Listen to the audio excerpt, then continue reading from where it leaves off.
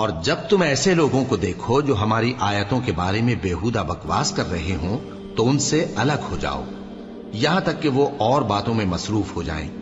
اور اگر یہ بات شیطان تمہیں بھلا دے تو یاد آنے پر ظالم لوگوں کے ساتھ نہ بیٹھے رہو، اور پرہیزگاروں پر ان لوگوں کے حساب کی کچھ بھی جواب دہی نہیں، ہاں نصیحت تاکہ وہ بھی پرہیزگار ہوں۔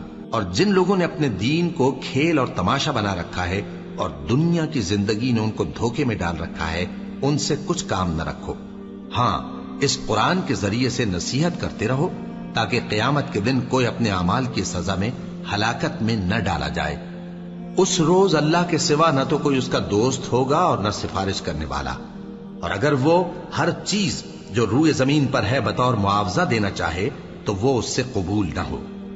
یہی لوگ ہیں کہ اپنے اعمال کے وبال میں ہلاکت میں ڈالے گئے، سو ان کے لیے پینے کو کھولتا ہوا پانی اور دکھ دینے والا عذاب ہے، اس لیے کہ کفر کرتے تھے۔ کہو کیا ہم اللہ کے سوا ایسی چیز کو پکاریں جو نہ ہمارا بھلا کر سکے نہ برا؟ اور جب ہم کو اللہ نے سیدھا رستہ دکھا دیا تو کیا ہم الٹے پاؤں پھر جائیں؟ پھر تو ہماری ایسی مثال ہو جیسے کسی کو جنات نے جنگل میں بھلا دیا ہو اور وہ حیران ہو رہا ہو، اور اس کے کچھ رفیق ہوں جو اس کو رستے کی طرف بلائیں کہ ہمارے پاس چلا۔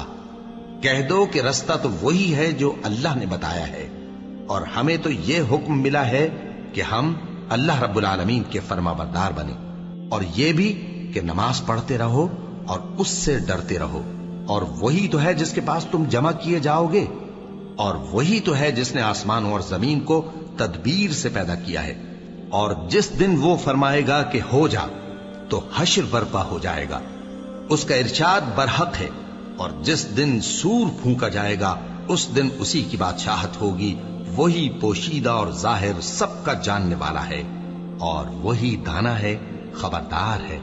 اور وہ وقت بھی یاد کرنے کے لائق ہے جب ابراہیم نے اپنے باپ آزر سے کہا تھا، تم کیا بتوں کو معبود بناتے ہو؟ میں دیکھتا ہوں کہ تم اور تمہاری قوم کھلی گمراہی میں ہو۔ اور ہم اس طرح ابراہیم کو آسمانوں اور زمین کے عجائبات دکھانے لگے تاکہ وہ خوب یقین کرنے والوں میں ہو جائیں۔ یعنی جب رات نے ان کو پردہ تاریکی سے ڈھانپ لیا تو آسمان میں ایک ستارہ نظر پڑا، کہنے لگے یہ میرا پروردگار ہے۔ جب وہ غائب ہو گیا تو کہنے لگے کہ مجھے غائب ہو جانے والے تو پسند نہیں۔ پھر جب چاند کو دیکھا کہ چمک رہا ہے تو کہنے لگے یہ میرا پروردگار ہے۔ لیکن جب وہ بھی چھپ گیا تو بول اٹھے کہ اگر میرا پروردگار مجھے سیدھا رستہ نہیں دکھائے گا تو میں ان لوگوں میں ہو جاؤں گا جو بھٹک رہے ہیں۔ پھر جب سورج کو دیکھا کہ جگمگا رہا ہے تو کہنے لگے میرا پروردگار یہ ہے، یہ سب سے بڑا ہے۔ مگر جب وہ بھی غروب ہو گیا تو کہنے لگے لوگو، جن چیزوں کو تم اللہ کا شریک بناتے ہو میں ان سے بیزار ہوں۔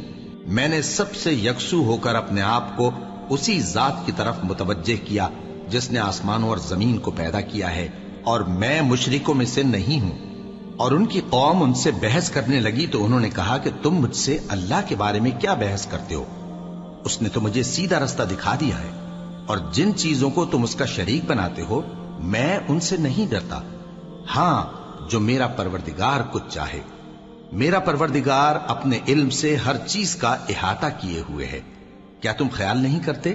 بھلا میں ان چیزوں سے جن کو تم اللہ کا شریک بناتے ہو کیوں کر ڈروں، جبکہ تم اس بات سے نہیں ڈرتے کہ اللہ کے ساتھ شریک بناتے ہو جس کی اس نے کوئی سند نازل نہیں کی۔ اب دونوں فریق میں سے کون سا فریق امن و بے خوفی کا زیادہ حقدار ہے؟ اگر سمجھ رکھتے ہو تو بتاؤ۔